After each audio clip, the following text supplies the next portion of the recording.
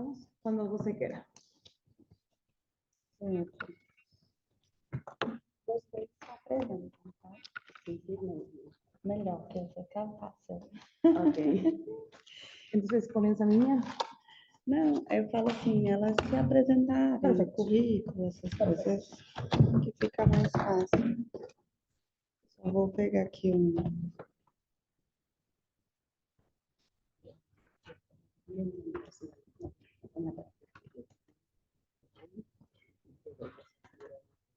Deixa eu só.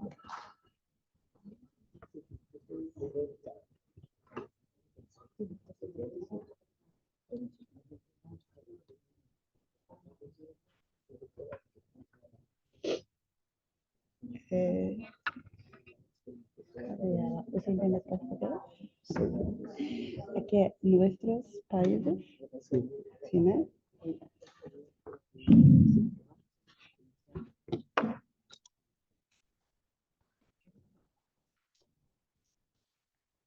Migno. Migna, né? Bom dia. Vou falar em português pausadamente, tá? Esta mesa, ela tem como tema afrodescendentes e racismo em nossos países. Nós temos a Mina, Rivera Garcia e Beatriz Ramirez, né? E eu me chamo Tatiana Santos, e nós vamos falar um pouco nesta mesa sobre a temática, né, direcionada em nossos países, um pouquinho compartilhar essas experiências.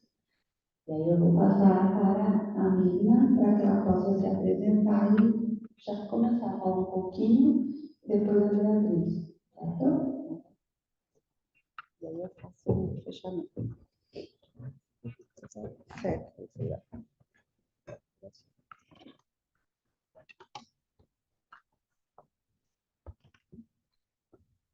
Muy buenos días a todas, a todos y a todes, a las compañeras que vemos aquí acompañándonos presentes, a mis compañeras de mesa, un placer, y a todas las compañeras, ¿verdad? Y los estudiantes y profesionales que nos acompañan en esta conversación tan importante para la psicología.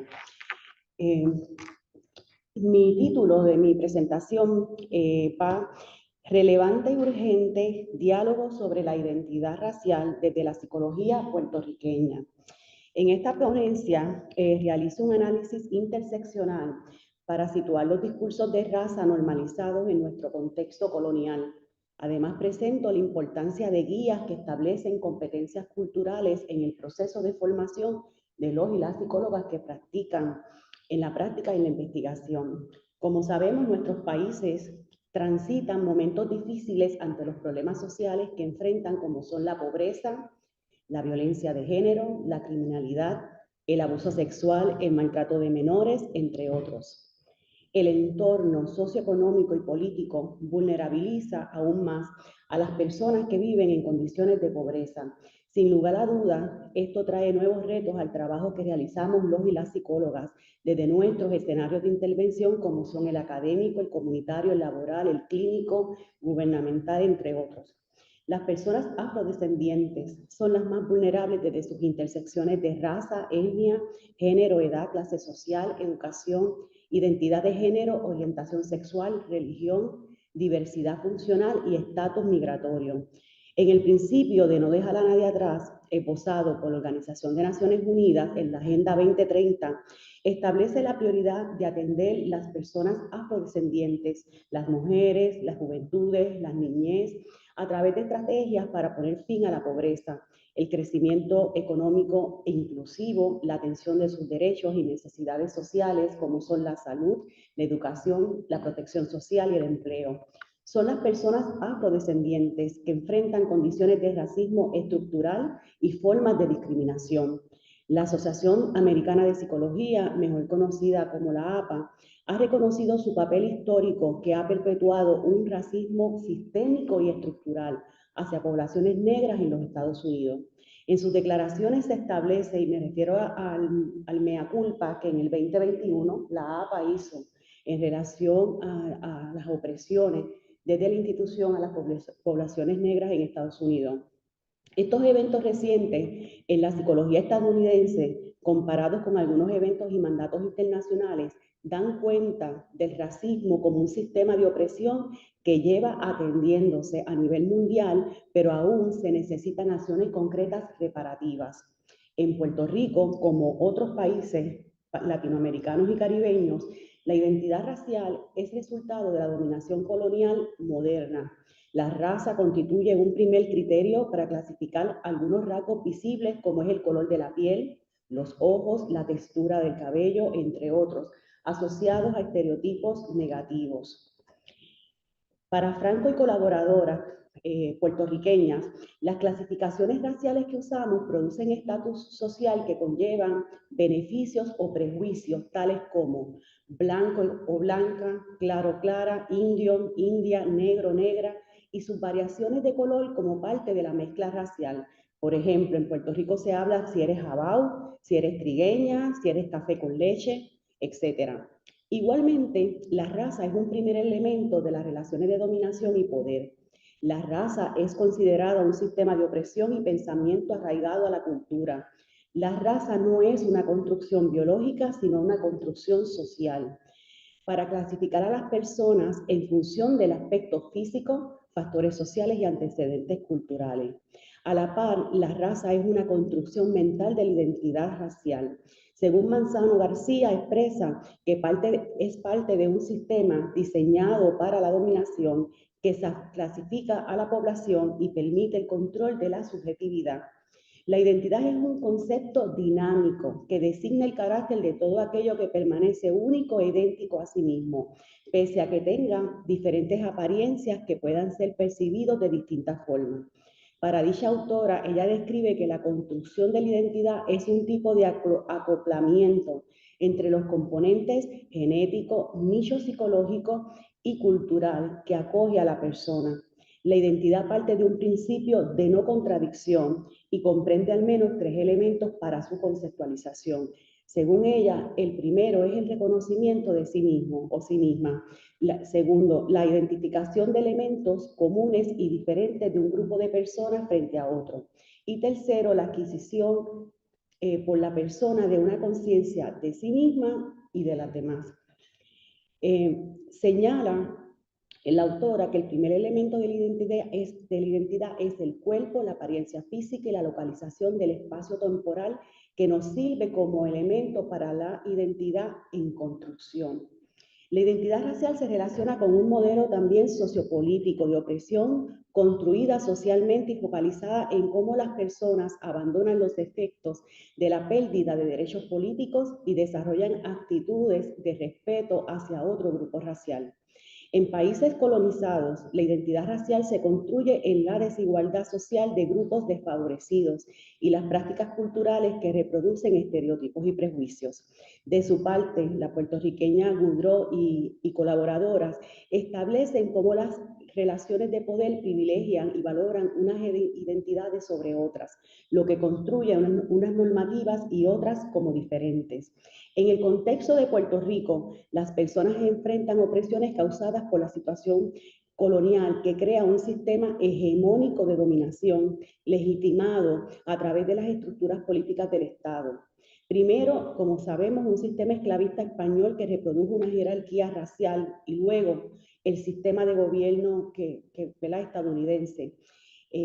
Que produce esas condiciones de desigualdad. También en Puerto Rico se manifiesta el racismo y la antinegritud en la cultura, la literatura, los medios de comunicación, en el lenguaje, en las estructuras sociales, las políticas públicas y entre otros. Según Franco y colaboradoras también, las personas negras se encuentran bajo condiciones de subordinación y estereotipos de lo que es el negro, mulato, blanco, entre otros. Estas condiciones de racismo se crean a partir de la manifestación de la colonialidad del poder, que tiene sus interrelaciones con otros conceptos como el Estado, el capitalismo y el eurocentrismo. El proceso de conquista eurocentrista hacia América a partir de una taxonomía racial que establece esta diferencia biológica estructural, ubica a unos grupos en una situación de inferioridad. Quijano, por ejemplo, hace un análisis geopolítico sobre las transformaciones conceptuales que describe, ¿verdad?, un nivel antropológico, racismo, y epistemológico, eurocentrismo. Para dicho autor, la colonialidad del poder establece un patrón de poder que constituye las relaciones sociales históricas alrededor de la dominación colonial, la explotación y el conflicto alrededor del trabajo, el sexo, la autoridad colectiva y pública y la construcción de las subjetividades e intersubjetividades en la producción de los conocimientos y en la reproducción de regímenes de pensamientos coloniales, y ahí cito, ¿verdad?, al puertorriqueño Nelson Maldonado Torres. En el contexto de los países colonizados también se configura una dialéctica racializada que produce la afirmación de supremacía biológica del país dominador y de inferioridad del país dominado.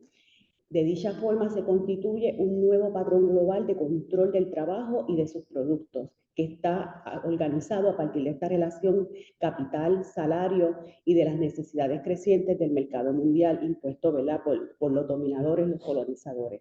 Me gustaría saber el tema del tiempo, ¿verdad?, que no me pase, así que me hacen las señales. También existe un choque de las estructuras del racismo, el capitalismo y el heteropatriarcado, y este último, ¿verdad?, lo reconocemos como un sistema sociopolítico sustentado por la supremacía del género masculino, la heterosexualidad como norma y la normas sobre el resto de los sexos, géneros o identidades. Lo que quiere decir es que dentro de un sistema interconectado, las personas negras están más expuestas a sufrir discriminaciones y en una posición de vulnerabilidad con respecto a otros grupos. En este sistema interconectado, las mujeres negras estamos más expuestas a condiciones de opresión porque estamos insertadas en una categoría de minoría social. Voy a compartir ahora con ustedes unas guías sobre algunos trabajos para poder ubicar, ¿verdad?, el trabajo psicológico.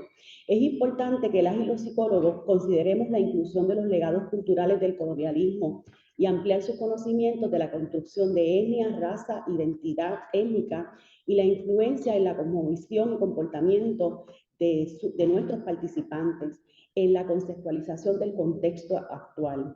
También estas guías nos arrojan información de que debemos esforzarnos por brindar evaluaciones, intervenciones y consultas libres de los efectos negativos de los prejuicios, explorar cómo sus visiones de mundo y posicionalidades pueden afectar la calidad y la variedad de los servicios psicológicos que brindamos, comprender las fuentes de sanación ancestrales y desafiar los prejuicios étnicos que perpetúan la opresión en la práctica, los sistemas y métodos. En cuanto a las guías que tienen que ver con el tema de la investigación, los y las psicólogas debemos estar conscientes del papel fundamental de la ciencia en informar la práctica y la política y, por tanto, esforzarnos por llevar a cabo y difundir investigaciones que promuevan el bienestar de las personas raciales y minorías étnicas. Así que es fundamental el desarrollo de competencias culturales por nosotros, los psicólogos y las psicólogas, y proponer propuestas descolonizadoras a nuestra identidad, a nuestros recursos, a nuestros discursos raciales normalizados, como es nuestra afrodescendencia. Y voy a concluir. Es imperativo entonces que los que estamos aquí nos escuchan y los estudiantes en formación realicemos esfuerzos por visibilizar los temas de justicia social y racial, la equidad, la solidaridad, la diversidad, la inclusión y la participación social, incluyendo la sensibilidad y las competencias culturales.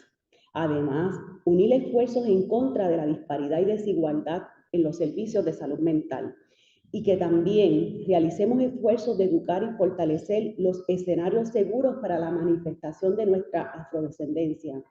Desde la perspectiva crítica, también es necesario visibilizar cómo las dinámicas de opresión, la discriminación y los estereotipos afectan el rol del psicólogo y la psicóloga para poder aspirar a una identidad profesional más afirmativa culturalmente.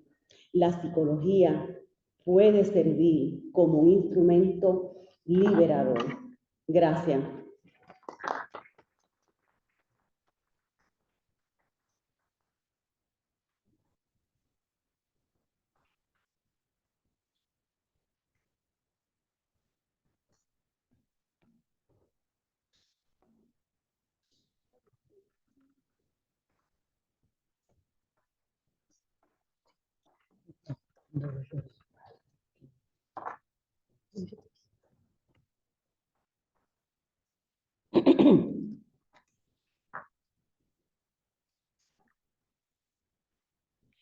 Bueno, muy buenos días a todas y a todos y a todes. Mi nombre es Beatriz Ramírez, la compañera que nos presentó, pero creo que han llegado algunas nuevas integrantes del Congreso, por lo cual me parece importante también presentarme. Yo soy uruguaya, soy una gestora pública de hace 20 años, no soy psicóloga, vengo del movimiento negro, del movimiento feminista negro de este país, y cuando me invitaron, lo cual agradezco profundamente al comité organizador y en particular aquí a la compañera Susana Ferrer, me pareció necesario e importante valorar un espacio como es este Congreso para colocar también aspectos desde otro lugar, que es quiénes somos los sujetos de derecho en tanto personas afrodescendientes y nuestra propia mirada sobre lo que implica las transformaciones necesarias que vivimos como colectivos, como comunidades, y el efecto del racismo en nuestras vidas. Pero también me pareció importante analizarlo desde la resistencia, porque en muchas ocasiones somos objeto de análisis, de estudios, pero no se coloca la mirada de quienes hace más de 500 años venimos resistiendo, intentando en un proceso, digamos, paralelo a lo que el racismo, en tanto estructurador del sistema social, nos ha colocado. Y bueno, y cómo nosotros, como colectivos organizados, por eso el título de mi intervención es la lucha y el proceso organizado de los movimientos, tiene diferentes momentos en la historia y diferentes estrategias y puntos de inflexión que entendemos que son muy necesarios. Al final de mi intervención yo voy a mostrar uno de los resultados que coincidentemente, pero no tan coincidentemente, tiene que ver particularmente con esta disciplina. Pero quería, de alguna manera, como lo hacía mi compañera anterior, colocar algunos aspectos que tienen que ver cómo el racismo es un eje estructurador de nuestras sociedades, cómo ha sido un generador de desigualdad, de pobreza, de exclusión social en América Latina. En la intervención inicial, en la apertura, se hablaba justamente de quiénes son los afectados por el racismo, y somos más de 200 millones de personas afro e indígenas de nuestro continente, porque estamos en el continente más desigual del mundo. Y por lo tanto creemos que también desde una perspectiva crítica, en tanto ideológica, entendemos cómo podemos contribuir en esos caminos de encuentro de la psicología en América Latina, cómo podemos contribuir a generar transformaciones y aspectos que permitan la emancipación de nuestros pueblos. Porque los afrodescendientes y las personas que estamos afectadas por el racismo no somos ajenos a las realidades que atraviesa América Latina. Yo creo que por eso me parecía importante compartir algunos tránsitos y algunos momentos de inflexión de la lucha del movimiento afro, de la lucha del movimiento de las mujeres afrodescendientes en este continente, porque ha sido una evolución y una mirada permanentemente crítica en distintos contextos. Tenemos realidades comunes con algunos países, porque esta lucha también tiene un componente internacionalista. Siempre hemos sido los movimientos, hemos aprendido unos de otros, hemos confluido, hemos cooperado en nuestras acciones comunes para revertir los efectos terribles del racismo y de la discriminación racial en nuestro continente. Y me parecía importante analizarlos, sobre todo los últimos 50 años, que a partir de un marco de derechos, estos temas se han colocado de una manera distinta, en la medida que no solamente hemos trabajado el racismo institucional, el racismo estructural, sino también las expresiones del racismo en las diferentes cuerpos e instituciones del Estado, y cómo eso afecta a las personas en su cotidianidad, en su día a día, y cómo tenemos que tener una mirada también desde los microracismos y de los efectos que el racismo establece en las personas. Por lo tanto, es muy importante la presencia de las personas afrodescendientes en este proceso de acción mancomunada, pero también es muy importante, en tanto activistas o en tanto gestores públicos, pero también es muy importante las nuevas generaciones que han podido incorporarse a la academia y que tienen una formación específica, también ser parte de esa comunión de acciones y de trabajos que profundicen estos cambios tan necesarios para las personas. En los últimos 50 años hablamos un poco el punto de inflexión, siempre lo tomamos de la Declaración de los Derechos Humanos, de la lucha de los derechos civiles, que ahí, tanto en Estados Unidos, que es lo que más se conoce, pero que también en América Latina han tenido un componente muy importante, con un enfoque interseccional, que hoy que está muy de moda hablar de la interseccionalidad. La interseccionalidad es una categoría y una conceptualidad que surge de hace muchos años.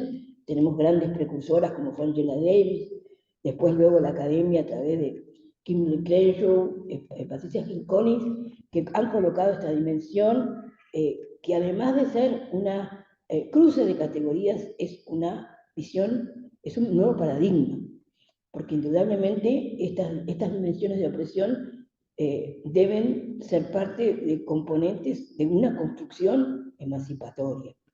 Por lo tanto, me parece que es muy importante reconocer los activos que nosotros como colectivos, como movimientos organizados hemos generado, y lo digo fundamentalmente como una feminista negra que soy, y que de alguna manera estos ejes han sido la ruta de nuestra lucha permanente para quienes nos ha tocado también funcionar desde el Estado.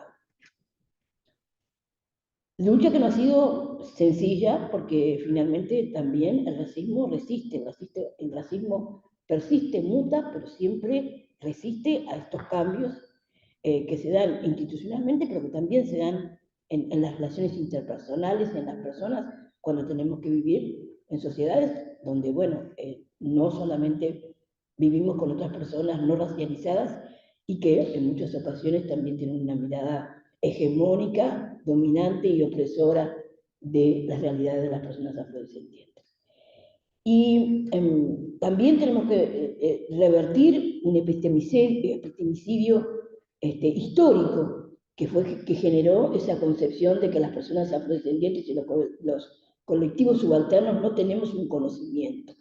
Y a mí me parece que este congreso es justamente una importante oportunidad como para dar un salto cualitativo de esa concepción que muchas veces hablamos de conocimiento cuando hablamos de la academia, pero cuando hablamos del saber, cuando hablamos del conocimiento de las poblaciones subalternas, hablamos de saberes.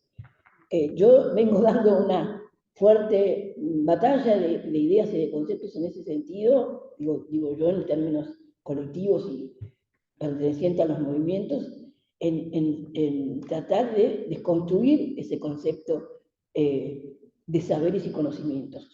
Son conocimientos todos, conocimientos diversos. Y los conocimientos subalternos, como todo lo que ha pasado a través de tamizado por el racismo, en muchas ocasiones ha colocado ese conocimiento que aún pese al proceso epistemicida, que fue el proceso de la esclavitud, del proceso transatlántico, la colonia y la inserción,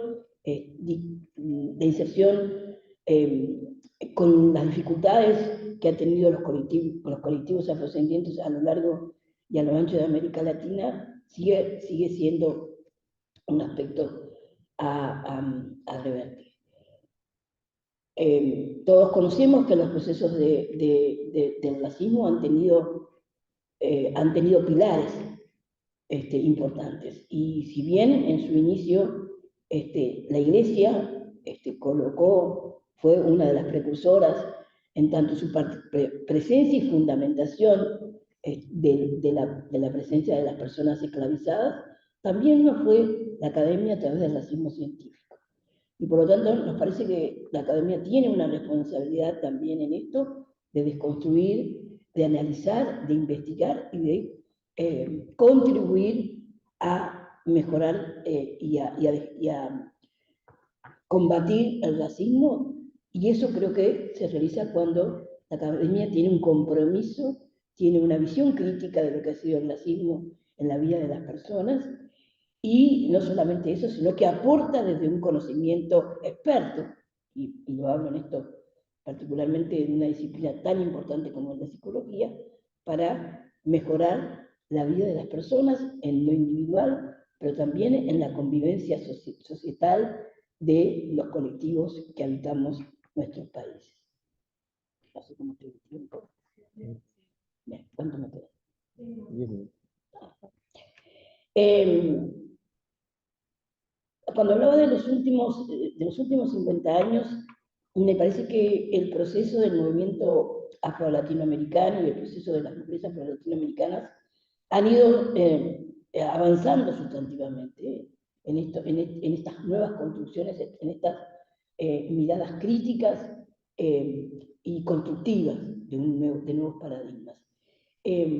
Lo vemos en lo que es la institucionalidad racial, lo vimos en los 90 a partir de las conferencias que se dieron en el continente. Creemos que el sistema de Naciones Unidas se convirtió en un espacio de disputa de poder muy importante, donde la presencia de los colectivos organizados tuvieron un papel de incidencia muy importante en estos cambios, y la presencia de una institucionalidad racial en nuestros países, algunas con mayor desarrollo, también en muchas ocasiones a merced de los cambios de los gobiernos de turno, pero que de cualquier manera coloca un nuevo tiempo, en tanto no solamente los movimientos organizados se sienten responsables de esas transformaciones, sino que coloca esto en quienes son los responsables últimos de garantizar el efectivo ejercicio de derechos de las personas, que son los estados. Pero estados que, bajo las condiciones que los propios movimientos establecimos, se plantean no solamente como el gobierno, sino como la presencia de la sociedad civil organizada, que es la generadora de las transformaciones más importantes que hemos vivido en Brasil, las luchas en el ámbito académico, la inclusión académica de las personas afrodescendientes a través de las reparaciones, las acciones afirmativas, ha sido un punto clave para la transformación y el avance de las poblaciones afro-brasileñas. Sin educación, sin formación, ningún pueblo, ningún país puede desarrollarse y avanzar. En nuestro país, y voy a ir particularmente Colombia, y hemos tenido expresiones de liderazgos muy importantes, como la vicepresidenta de Costa Rica, hoy Colombia con una vicepresidenta, Francia Márquez, que viene de las comunidades negras, que viene de los procesos de combatividad y de lucha de las poblaciones afro. Pero creo que todos los movimientos y todas las organizaciones tenemos absolutamente claro que esto no lo podemos ni lo debemos hacer en soledad. Yo creo que lo tenemos que hacer conjuntamente con los diferentes organismos, los estados, en este caso, que estamos hablando específicamente en este congreso, de las universidades. La presencia y la responsabilidad y la garantía que da la academia en tanto generadora de un conocimiento experto, es para nosotros también un eje fundamental en estas transformaciones que nos venimos planteando.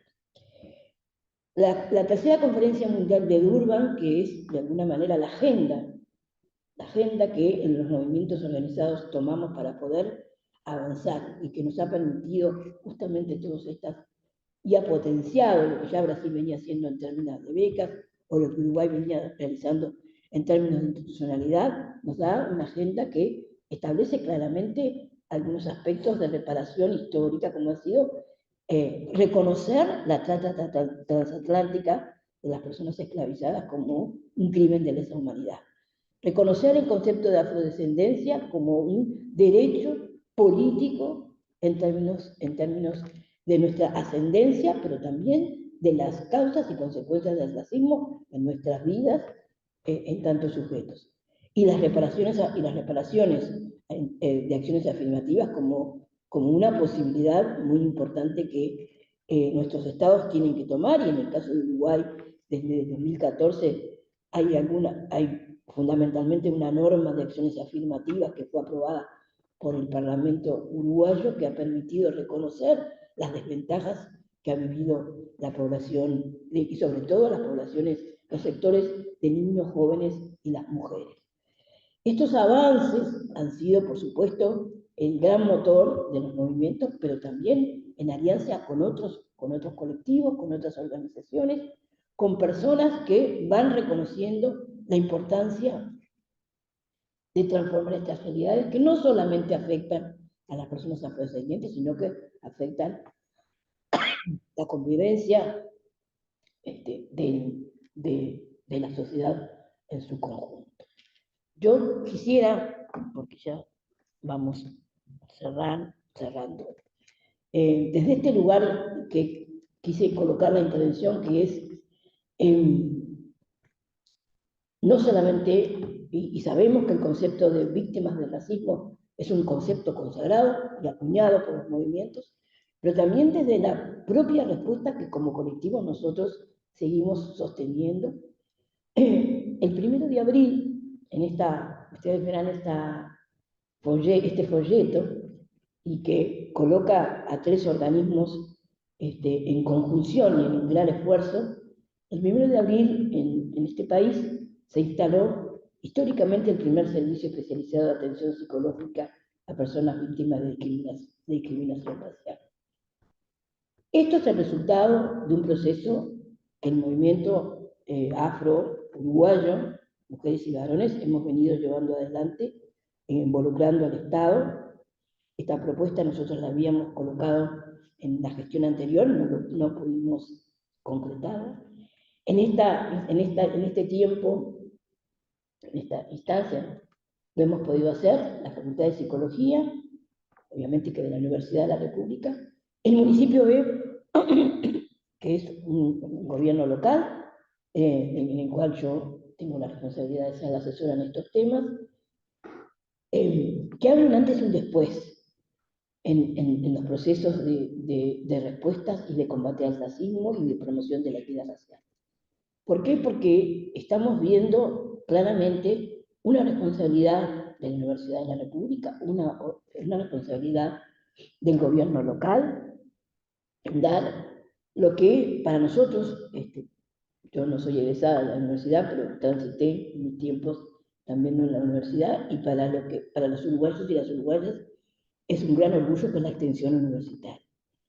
La extensión universitaria en Uruguay ha tenido a lo largo de los años un gran compromiso con la comunidad, un gran compromiso con las realidades sociales de un país como el nuestro, que no deja de tener las características de pobreza, de exclusión y de desigualdad, pero también con un gran compromiso de colocar estos ejes de manera concreta.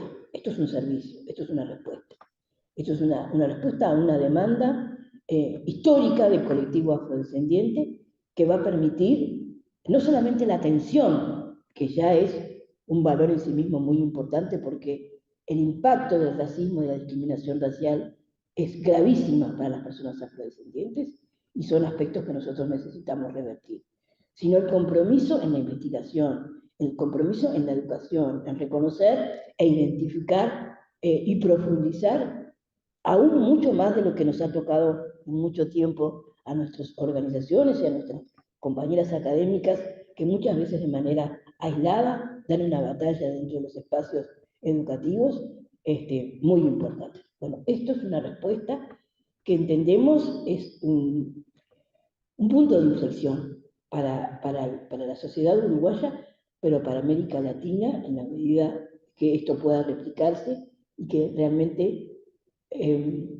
se convierta también en lo que muchos de nosotros venimos planteando, que es un nuevo pacto social y racial.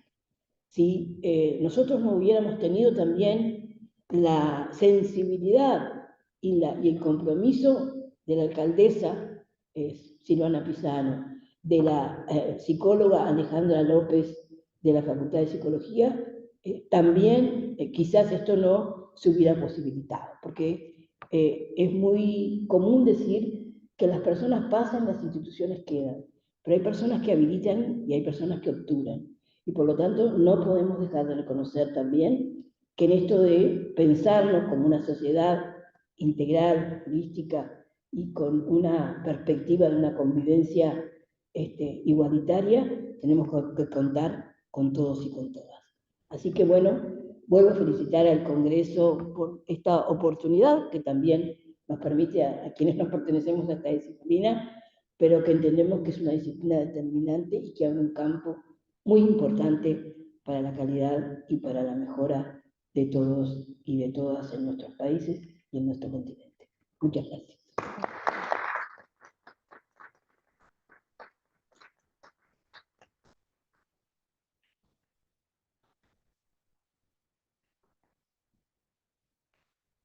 Então, tanto Beatriz como Magna, elas trazem, né? Me chamo Catiana, para quem chegou depois, sou do Brasil. Vou tentar falar mais pausado para compreenderem. Elas trouxeram uma questão muito importante e que, na realidade do Brasil, ela também acontece, né? Quando Migna fala,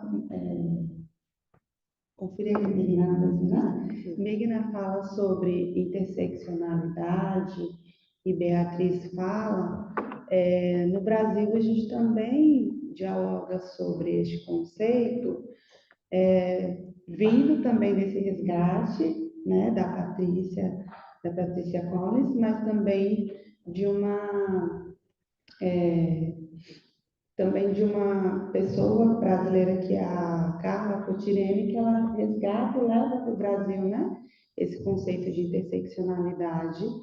E a questão da raça no Brasil, ela acaba sendo um determinante social muito mais forte, porque a entrada em alguns espaços, apesar de a gente ter ações afirmativas, mas a entrada em alguns espaços, ela também determinam para a população brasileira. Então, a quantidade de pessoas negras, afrodescendentes, que estão no Brasil, elas têm a dificuldade por conta dos privilégios, né? Então, o processo de branqueamento que se existe dentro do nosso país, ele vai fazer com que essas pessoas brancas, elas por si só tenham privilégio e acesso a serviços de saúde, educação, locais de trabalho, com muito mais facilidade do que as pessoas negras, né? O determinante cor, ele acaba sendo muito mais forte. Nas questões das ações afirmativas no Brasil, ela demora a surgir, mas ela surge em 2002, né? Quando se começa a incluir nos espaços universitários a garantia aí da inclusão de pessoas negras para estudar. E Beatriz, ela traz que as ações afirmativas aqui no Uruguai só em 2014, né? Então, assim, a gente verifica que o quanto o processo de ações afirmativas, ele também é um processo lento, né, nos países latino-americanos, onde nós tivemos até lá na faculdade de psicologia, uma atividade da professora Ana Karina, né? Ela nos levou lá e uma dos alunos presentes, quando saiu para o momento de confraternização, ele compartilhou com uma das pessoas o seguinte: eu nunca estive em uma sala com tantas pessoas negras. Ele branco, né? E estávamos em grande quantidade, né? Várias pessoas do Congresso, do Brasil, da AMPCINEP, que é a Associação de Pesquisadores e Pesquisadores Negros do Brasil, foi também participar lá da atividade, e ele comentou isso. De fato, nós chegamos aqui e nos questionamos, né? Cadê os povos indígenas, as pessoas negras deste país, né? Ainda existe essa questão da invisibilidade.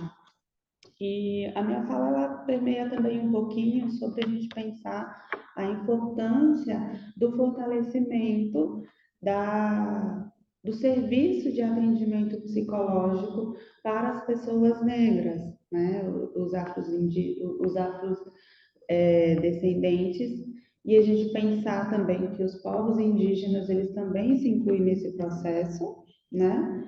E no Brasil, isso ele já tem sido muito mais forte. Existe um trabalho já avançado, a partir dos conselhos regionais de psicologia, do Conselho Federal de Psicologia, nós temos uma resolução para direcionar que o profissional de psicologia ele tenha um atendimento antirracista, que é a resolução 018 de 2002. Então, em 2002, quando surgem as ações afirmativas, apesar de ser tardio, na psicologia também, né, começa a pensar sobre a importância do cuidado em saúde mental da população negra e indígena. E aí a gente percebe que, ainda assim, é um local de violência para essa população, porque as pessoas brancas, elas ainda não entendem que elas precisam também se qualificar para atender esta demanda. Quando Beatriz traz, eu preciso criar um serviço, um local para as pessoas buscarem o serviço de atendimento psicológico no Uruguai, para falar sobre as violências que elas sofrem, determinantes do racismo, desse sofrimento psíquico. Isso é porque essas pessoas elas têm a dificuldade de conseguir falar com pessoas brancas. As pessoas brancas elas vão naturalizando e dizendo: ah, mas isso acontece com todo mundo, comigo também aconteceu. E por isso a necessidade da importância do letramento racial, para que essas pessoas elas possam compreender a necessidade de que aquilo que ela vivenciou é racismo e produz um sofrimento psíquico e que afeta a saúde mental dessas pessoas, né? Então, no Brasil, se intensificou a partir de 2002, começa a ter essa resolução. O Conselho Federal, entre os anos aí de 2021 e 2022, através da Comissão de Direitos Humanos, cria uma intensificação de um projeto para a qualificação desses profissionais. Então, cria-se podcasts, nós temos vídeos, lives, né? Que falam sobre essa temática para que o profissional se qualifique. E temos duas produções também, que podem ser encontradas em PDF, né? Que falam sobre a temática da psicologia e racismo, né? E a garantia dos direitos humanos para essas pessoas. E a campanha que surge por essa comissão diz: racismo é coisa da minha cabeça ou da sua? Porque quando essa pessoa busca o serviço de um profissional de psicologia no Brasil, ela acaba desistindo do processo psicoterapêutico justamente por essa questão de achar que vai sofrer ali mais do que ela já tem sofrido pelo racismo, e às vezes ela não consegue materializar ali no letramento racial, de dizer: essa situação que eu vivenciei é uma situação de racismo. E quando a gente leva para a interseccionalidade, e colocando gênero, raça, classe, isso se intensifica ainda mais no Brasil nas mulheres negras, que é a população mais vulnerável, que é a população que tem mais dificuldade de condições socioeconômicas, né, de garantia de alguns serviços. E a questão da raça ali entra como uma prioridade, né? Porque é muito mais difícil para essas mulheres do que um homem negro. acessar algumas questões, né? Então, nós temos muito disso. E acho que a questão da incidência política, ela precisa ser fortalecida. Os movimentos sociais, né, no Brasil, em 2002, quando surgem as ações afirmativas, é a partir do movimento negro unificado, né? Então, precisou ter uma incidência de movimentos auto-organizados para que se comecem a pensar, debater e discutir sobre a necessidade da reparação social, né? Ainda vivemos hoje no Brasil uma das dificuldades sobre as pessoas negras quilombolas, que lutam por direito aos seus territórios, a demarcação, assim como os povos indígenas, a necessidade da demarcação das suas terras por uma questão de reparação. E ainda assim vivemos no país, na incidência, né, nas questões políticas mesmo, uma dificuldade de reconhecimento da importância desses povos, destes lugares, de serem seus, dos seus direitos serem garantidos. E o nosso trabalho, eu entendo que dentro dos países latino-americanos, seja esse de garantir que a psicologia ela possa pensar para além das questões eurocêntricas, né? Nós temos uma psicologia construída por demandas eurocêntricas, por teóricos eurocêntricos, e no Brasil nós até temos uma pesquisadora, Jeane Tavares, não sei se vocês conhecem, ela tem um Instagram que chama Saúde Mental da Pop Negra. E neste Instagram, ela populariza o conhecimento científico da psicologia e os cuidados de saúde mental com a população negra. Quando aparecem pessoas brancas neste Instagram e que falam sobre processos de adoecimento mesmo para pessoas negras, e que ela questiona e que ela pergunta para essas pessoas, ou até mesmo deleta mensagens por considerar que são violentas e promover microagressões à saúde mental dessas populações, essas pessoas dizem que elas estão sendo invisibilizadas, que elas não estão tendo o direito à liberdade de expressão. Enquanto ela diz no seu próprio título, né, do Instagram ali, as informações este Instagram é destinado para discussões e para pessoas negras. Se você for uma pessoa branca, você precisa entender que você está neste espaço para aprender e não para trazer uma crítica que a gente já conhece.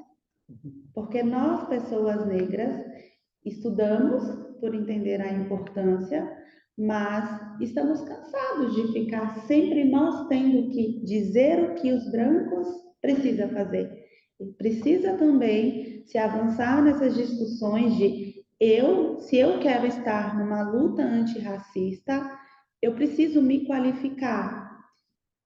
E nós temos inúmeros materiais, acessar na internet, né, materiais de literatura, por exemplo, no Brasil estuda-se muito Neuza Santos Souza, estudamos Silvio de Almeida com racismo estrutural, estudamos Memórias da Plantação de Grada Quilomba, porque entendemos que são profissionais que contribuíram e contribuem para esse nosso processo de compreensão de uma descolonização dessa psicologia, né? Então, acho que seria isso também um pouco, contribuindo aqui com as minhas companheiras, e aí acho que a gente pode abrir, né, para falas, dúvidas.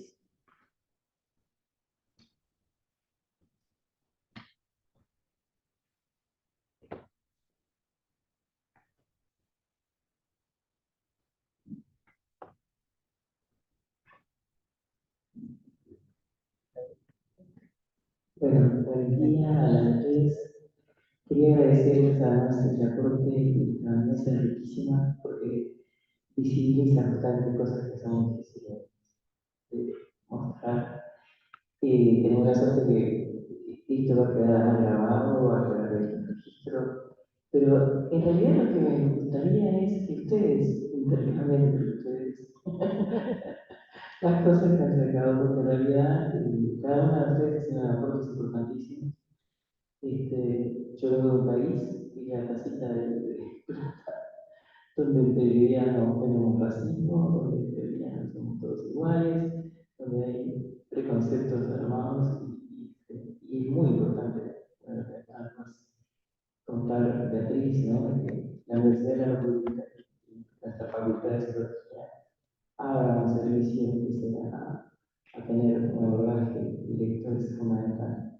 Pero me parecía muy rico que también ustedes pudieran intercambiar. No sé si hay una experiencia acá, pero me parecía que los aportes que ustedes han traído hoy son fundamentales para empezar también. Si trabajamos sobre la temática, se aprecian muchísimo los aportes de cada una de ustedes tres. Pero no sé si todo. Bueno, creo que en primera instancia, como una primera valoración, es que somos coincidentes. En nuestro análisis, ¿no? Es un análisis que muestra la realidad de nuestros colectivos, de nuestras comunidades, a lo largo de América Latina, de Puerto Rico, Brasil y Uruguay. Y eso también habla de que estos procesos han sido procesos con un fuerte componente internacionalista. No es una casualidad. Los procesos de lucha, los procesos. Cuando digo de lucha, a veces me estoy hablando como una cosa permanentemente de confrontación. Y no es solamente de confrontación, ha sido de construcción.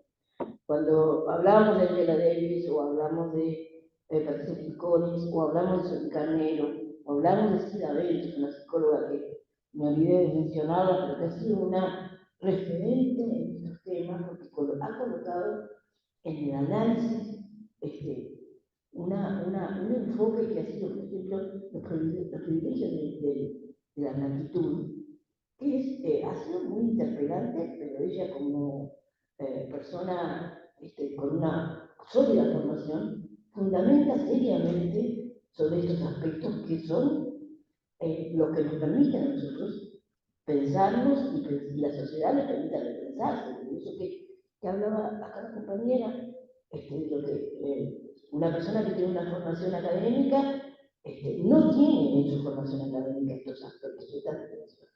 Entonces, esto es un punto de partida que hay que tenerlo en cuenta. Por eso la calificación a la que hace mención es, bueno, reconozcamos que hay un conocimiento en nuestros colectivos, hoy experto en algunas disciplinas, y un conocimiento ancestral que viene de la propia vivencia de haber sido quienes hemos transitado estos procesos. Eso se convirtió en un conocimiento para compartir, para establecer intercambios y para generar nuevos pactos de convivencia social.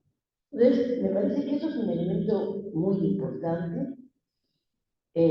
Cuando, ¿cómo es tu nombre? Cachana. Cuando Cachana hablaba del proceso brasileño, es muy similar con las diferencias de Uruguay y Brasil. Pero esto de ver, nosotros aprendimos también de lo que fueron las acciones afirmativas en Brasil y diseñamos otras, nuestras acciones afirmativas a la uruguaya, porque nosotros no somos Brasil. Pero quería mencionar algo que me parece muy importante en términos de la calificación y el papel de la universidad. No es solamente un servicio, el servicio que estamos promoviendo, no es solamente un servicio de atención que en sí mismo es fundamental. Es un servicio público, es un servicio de acceso a las poblaciones, porque también acá estamos en un continente donde el mercado, el capitalismo juega un papel muy importante. Y quizás una persona, no son muchas, que tiene un estrés, que tiene situaciones de salud mental causadas por el racismo y tiene acceso, tiene posibilidades económicas, puede resolver. Sin embargo, las mayorías afrodescendientes son mayorías pobres, por lo tanto, que la universidad coloque un servicio gratuito para las personas, a las uruguayas, los uruguayos afro, en muchos casos que también hablamos con la persona de López, que ya venían muchas personas asistiendo a la facultad a atenderse, pero no un servicio específico. Tiene un gran valor, pero para mí el valor no solo tiene la posibilidad de investigar, la posibilidad de generar, de extraer de esa respuesta, de esa atención clínica, un conocimiento experto. Y en esto, creo que la universidad, la Facultad de Psicología, ha sido muy respetuosa, porque una de las condiciones que nosotros establecimos fue, nosotros queremos en esta primera etapa profesionales afro con dimensión étnico-racial incorporada. También podemos tener profesionales afro que de esto no saben, porque en realidad la formación académica no lo da. Pero hay compañeros y compañeras del movimiento que tienen las dos cosas. Son activistas y también son psicólogos y psicólogas. Además, de manera bien interesante, cuando empezamos a hacer la selección para quién iba a atender, iba a hacer la respuesta, nos encontramos que la mayoría de profesionales afro-uruguayos son psicólogos y psicólogos, donde tenemos una proporción mayor. Tenemos una población muy baja de profesionales, pero donde tenemos una mayor población afro son psicólogos, y eso evidentemente se habla. Y el otro aspecto que a mí me parece que también es muy importante es que, concomitante al servicio, va a haber un proceso de formación a todos los psicólogos y psicólogas y a estudiantes, porque también me parece que cuando nosotros tenemos la posibilidad de que alguien que se está formando vaya incorporando el conocimiento, va a ser también una posibilidad interesante. Estamos diseñando con la facultad una serie de instancias, seminarios, que traeremos asidamente, porque cada tanto nosotros nos nutrimos de compañeras y compañeros afro-brasileños que tienen una mayor acumulación de conocimiento.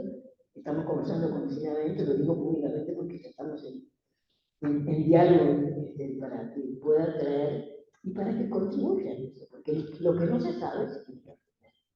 Entonces nosotros cuando hablamos de el combate al racismo, no estamos hablando de la permanente confrontación que a veces nos toca vivir, sino también la necesidad de incorporar esta dimensión. Habrá gente que no lo hará, porque si esto que es racismo, también es un privilegio que no todo el mundo quiere renunciar al mismo, pero yo creo que también van a haber otras personas que van a entender la importancia y el valor de tener estos conocimientos. Y el último elemento, que tampoco es menor, que traigo desde la concepción de este servicio, es que nosotros estamos pensando en un proceso descentralizado en el territorio, dirigido a los centros culturales, a las expresiones colectivas de las personas afrodescendientes y no afrodescendientes, porque Uruguay, por ejemplo, tiene una expresión cultural que es el candombe, que son las comparsas, donde si miramos cualquier comparsa vamos a encontrar que sí hay una población afrodescendiente, porque es natural, pero vas a encontrar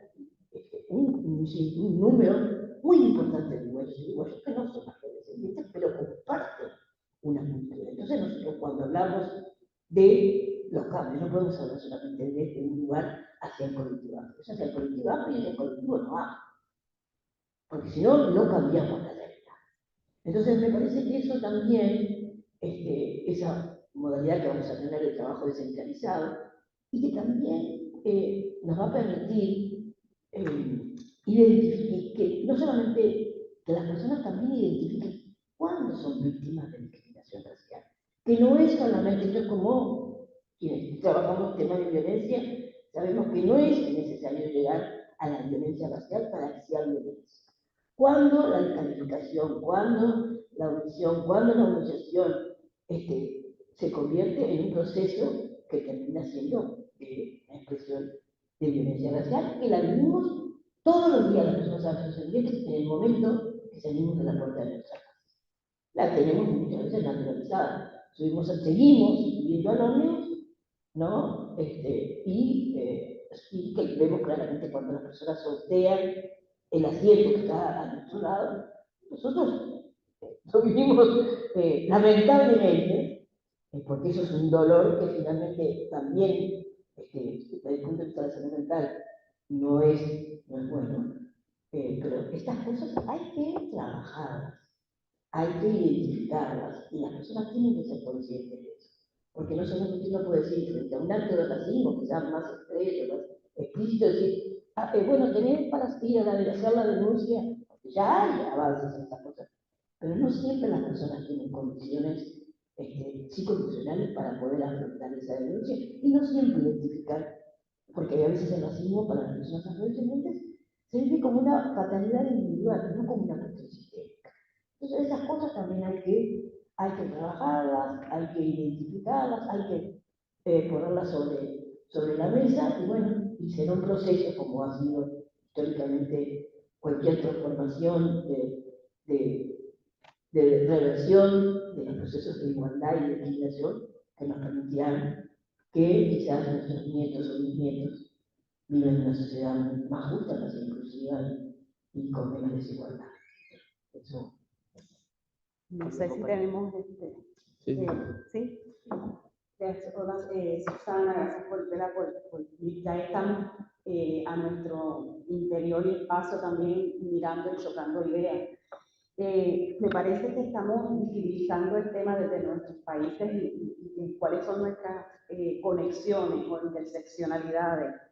El papel internacional que está jugando estas temáticas para la justicia precisamente social y racial, los temas de derechos humanos en la psicología tienen que ser un tema, una comisión permanente, y hablar de afrodescendencias y de las reparaciones tiene que ser un tema permanente en la psicología. Estar presentes los y las psicólogas cuando en nuestros países y mirar las experiencias de Brasil, de Uruguay, me llevó para buscar inmediatamente ese concepto y ese proyecto de país, porque eso es un proyecto de país, para mirarlo, examinarlo, y que de ahí nosotros desde Puerto Rico podríamos hacer. Y en Puerto Rico tenemos también un Día Nacional de la Afrodescendencia, compartir con Uruguay y con Brasil lo que hace Puerto Rico el Día de la Afrodescendencia. Acabamos de salir de un congreso de afrodescendencia y racialidad en Puerto Rico ahora en marzo. Así que yo me voy a llevar sus correos, vamos a compartir información. Beatriz ya es amiga de Puerto Rico, es importante. Palmira Río. Ya, la doctora Palmira Río trabaja los temas de afrodescendencia, políticas públicas, así que ya estamos chocando ideas. Me parece que el mensaje que estamos indicando es que continuar dialogando desde la psicología, una psicología activista, que es el mensaje de lo que está diciendo Beatriz, y una psicología también, obviamente, política. Así que por ahí estamos.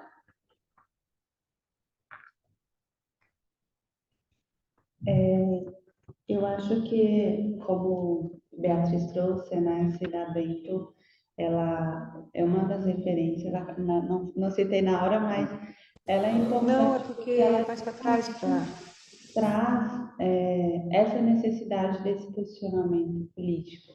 A gente entender que o espaço da psicologia, né, ser psicóloga, ela traz a concepção da gente entender que narcisismo é esse para essas pessoas brancas, ao ponto de que pessoas negras não tenham acesso a condições básicas.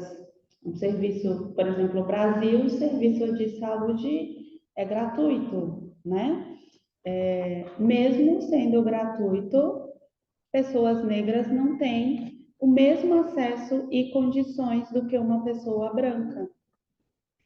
Então, a necessidade da psicologia se fortalecer e os países latino-americanos, né, construir, igual elas trouxeram, compartilhar suas experiências, estabelecer esse diálogo, ele é fundamental para que a gente também consiga avançar no cenário de auto-organizações políticas, né?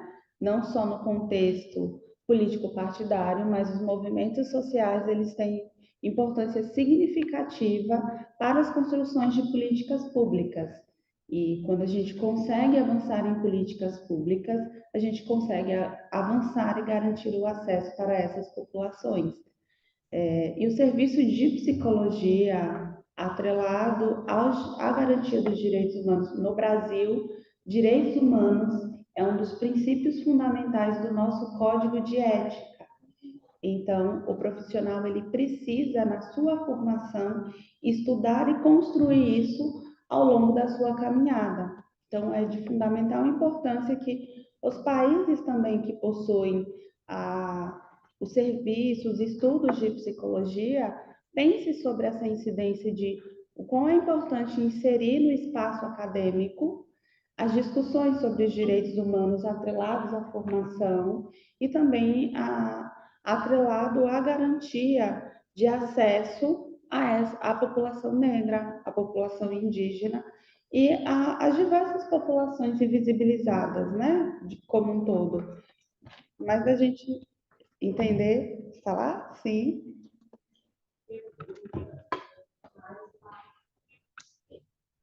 Levar o microfone.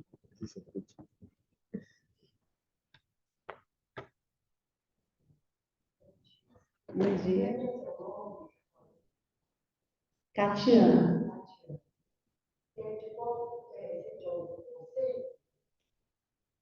Eu faço parte, eu sou presidente do Conselho Regional de Psicologia da Bahia.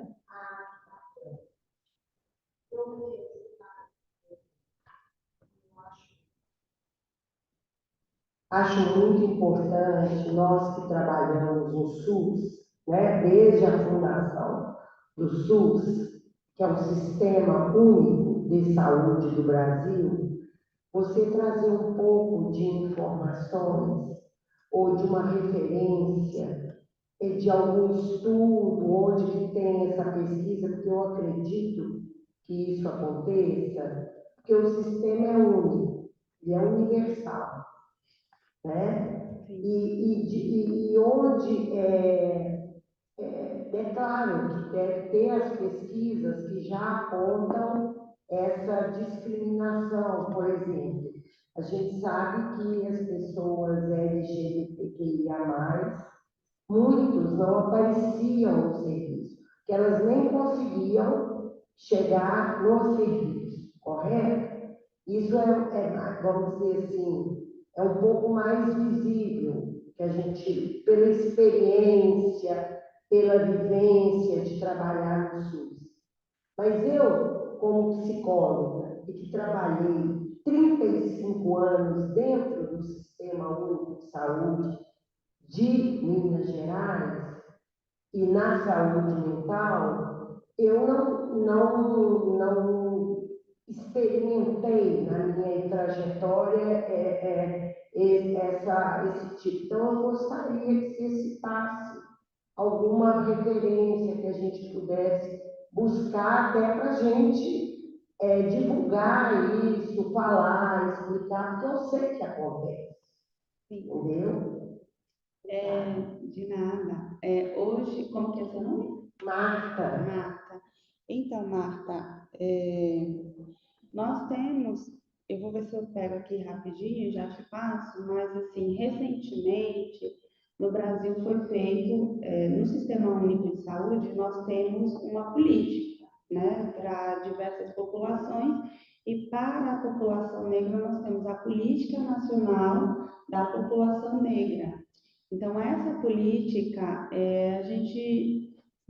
nós sabemos, quem acessa ali o serviço de saúde, que ela não é uma política implementada na sua integralidade. A exemplo de quando você acessa o serviço de saúde no Brasil, as pessoas elas não classificam a condição de raça, gênero e raça, né? Geralmente o gênero ele ainda é classificado para acessar o serviço, mas na ficha do Sistema Único de Saúde, e quando você acessa o serviço, raramente as pessoas te perguntam qual é a sua cor. Elas não notificam. E isso ficou muito evidente quando foi a pandemia do Covid-19. porque as pessoas negras elas estavam morrendo mais do que as pessoas brancas, mas não estava sendo subnotificado, justamente por essa questão. A pessoa acessava o serviço, porém, na hora de marcar, a pessoa, ela olha para você, às vezes ela marca, às vezes ela não marca. E para o recepcionista ali, né, ele tem que fazer o cadastro da ficha e perguntar tudo que tem na ficha, mas ele não pergunta.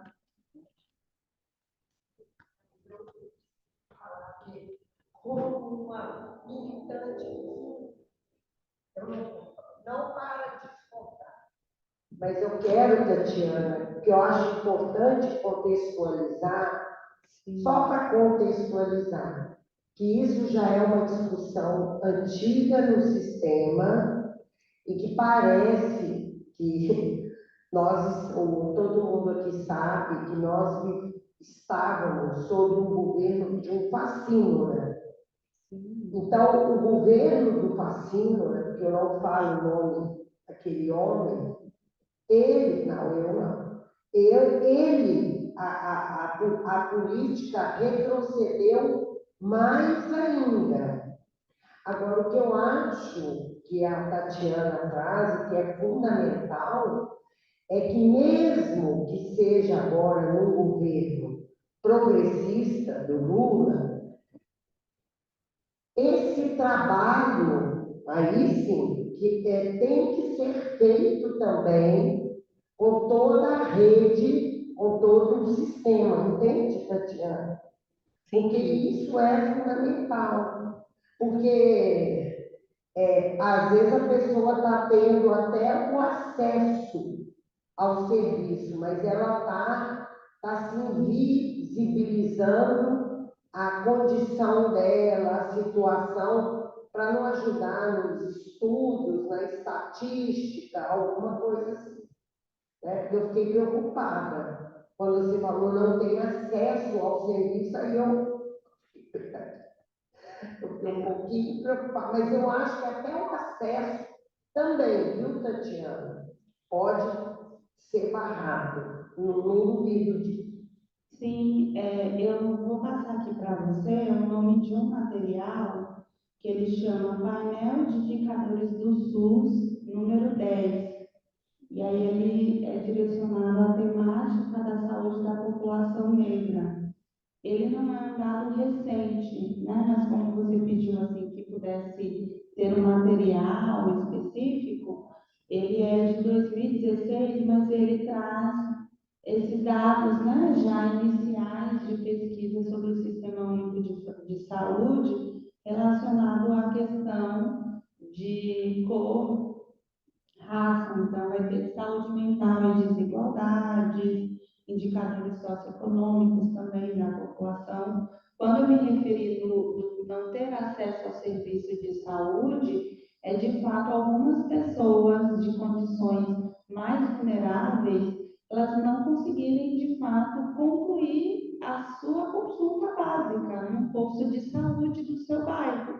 Então, ela não vai conseguir de fato ter acesso ao serviço de saúde em relação a essa perspectiva por uma quantidade de lista de espera, por uma quantidade até de prioridades, né, de acesso ao serviço. Então, aquele que conhece o amigo, que é ali trabalhador do posto, vai talvez ter mais acesso a uma consulta no sentido da ficha do que, de fato, essa pessoa que esteja necessitando. Não que ela não tenha o serviço disponível, só retificando a fala, talvez para contextualizar. Mas apesar do serviço ser gratuito, ser um serviço que tenha que ter equidade, ele ainda é um serviço que a condição de acesso para a pessoa negra se torna muito mais difícil do que uma pessoa branca.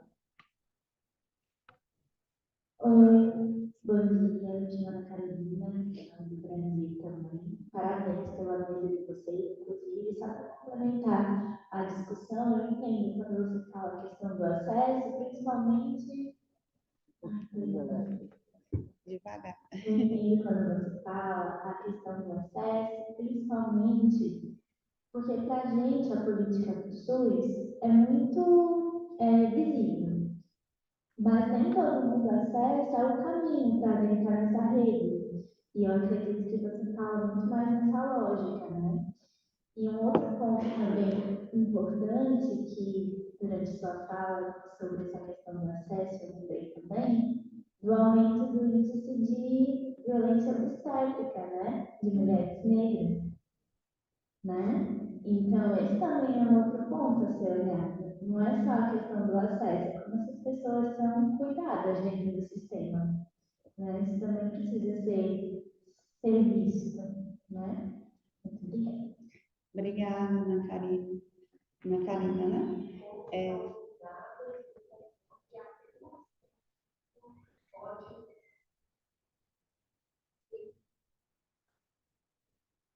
Sim, sim, o serviço, pela política, né, nacional aí do Sistema Único de Saúde, ele diz que ele é um serviço gratuito, de qualidade e que ele possa ter equidade para todos, né? E quando a gente apresenta esse aspecto do determinante raça, cor, a gente vai conseguir perceber que algumas condições até de saúde mesmo, elas também são invisibilizadas ou não são tratadas.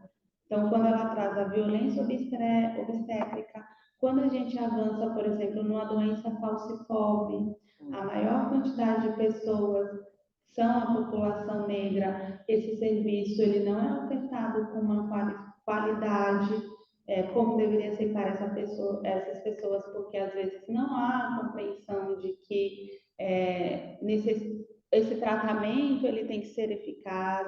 E assim, existem outras demandas. Quando a gente acessa, por exemplo, ao Serviço de Saúde Mental do Brasil, essa população é uma população muito grande, só que é uma população que muitas vezes adentra o serviço, não consegue concluir o tratamento, às vezes as pessoas violentam dentro do próprio serviço, são direcionadas para comunidades terapêuticas.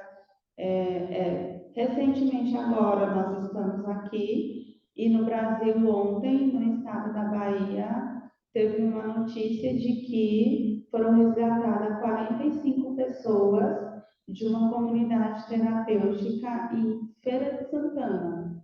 Então, ali a gente percebe que a forma de cuidado e tratamento, a saúde mental dessas pessoas, elas são violadas do seu direito básico, né? Da condição de saúde, de garantir que ela tenha uma saúde de qualidade. Então, ter essas questões levantadas, claro assim que os dados, como eu falei para ela, são dados de 2016, nesse material, mas ele é um material que ele apresenta um compilado da gente entender que o determinante raça e cor, ele também, dentro das condições de acesso ao serviço de saúde, eles também vão impactar para essas pessoas. E quando elas conseguem acessar, também serão violentadas de alguma forma, né? Então, temos essas dificuldades aí também no serviço público do Brasil. Eso es extremadamente clara en la mesa, ¿no? En esta mesa estuve trabajando desde las 9:30, aportando información sumamente rica que complementa muchas de las cuestiones que tú también hacías. Nosotros en Uruguay también tuvimos 15 años de políticas sociales que intentaron tener cambios. Sin embargo, también, con la realidad, recién habla de cómo se puede lograr acuerdos en el 2014. Entonces, las dificultades están y son estructurales.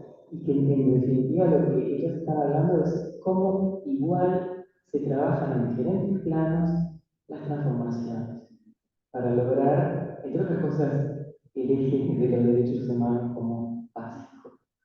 Entonces, me parece que es muy importante también poder recurrir nuevamente a la grabación después de estas mesas, poder seguir trabajando sobre lo que se ha trabajado en estos aportes, ¿no? Que son riquísimos y que muestran también las contradicciones, ¿no? Que incluso dentro de las políticas, en este momento nosotros estamos viviendo con un gobierno que es completamente diferente a lo que puede llegar a ser el gobierno municipal.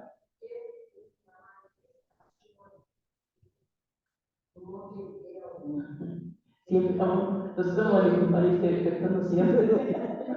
A diario. Ayer, ayer, no sé si ya. Antes. Y nosotros tenemos en este momento justamente, bueno, es un buen ejemplo del tema del racismo, ¿no?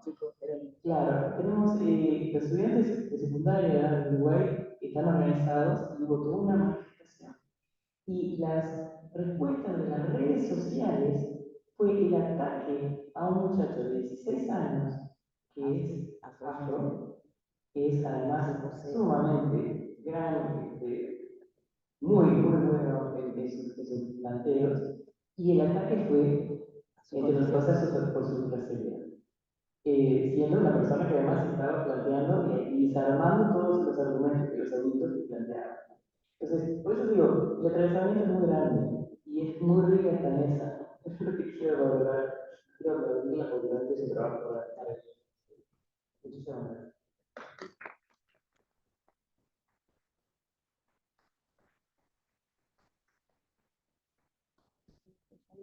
Sí, hay 2 minutos. Bueno, quiero agradecer el espacio de diálogo, continuar mirando hacia la disciplina, pero también a esos proyectos preparatorios, a las experiencias que otros países han tenido o que han avanzado un poco más que otros, y que podamos entonces seguir estos diálogos que se pueden dar aquí en este espacio, porque entonces no estamos transformando desde la disciplina ni desde nuestra organización o entidad. Así que es importante, ¿verdad? Llevo reflexionando estos días y ya pues tengo una idea más bien concreta de llegar a mi país, de hacer una invitación a socios y socios de la Asociación de Psicología de Puerto Rico a hablar de ULASI, hablar de los diálogos que hemos tenido en nuestras sesiones deliberativas, en nuestra asamblea, en los puntos neurálgicos que están ocurriendo, porque todo esto tiene que ver con política pública, todo esto tiene que ver con formación, de manera que podamos darle continuidad a lo que nos falta y que no hacemos. Crear un grupo de trabajo. Exactamente, crear esos redes o grupos de trabajo. Gracias.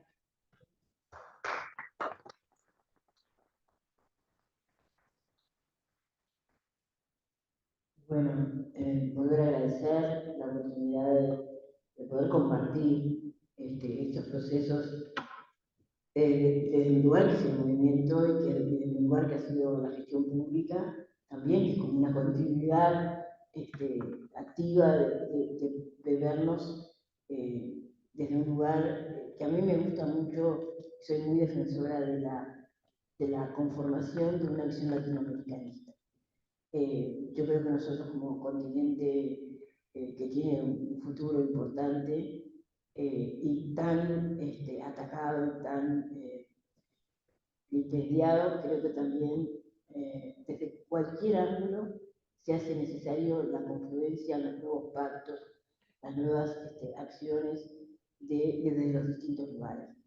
La verdad que para mí ha sido un honor participar en esta mesa.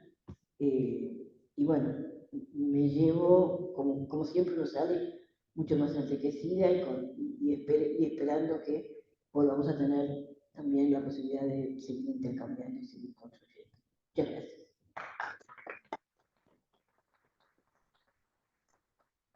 Agradeço a participação de todos e todes. Sei que foi muito importante o nosso diálogo, né?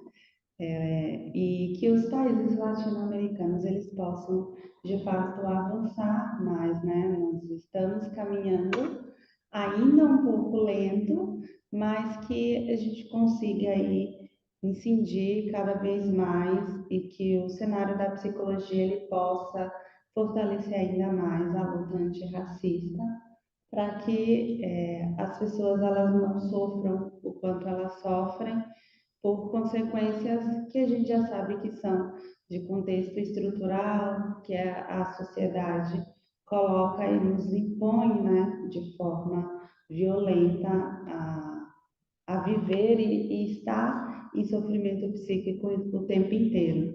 Então, vocês participem, a UAPSE, né, que está promovendo o evento, ela tem dialogado sobre essa reconstrução que queremos para esta UAPSE, e este espaço a gente conta com a contribuição dos países associados para que a gente publique materiais para que as pessoas consigam acessar mais, que intensifique as discussões em GTs, grupos de trabalho, para que mais países tenham, né, dentro do contexto latino-americano, informações e qualificações para os seus trabalhos também na atuação profissional.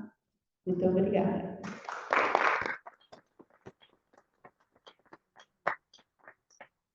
Vamos ver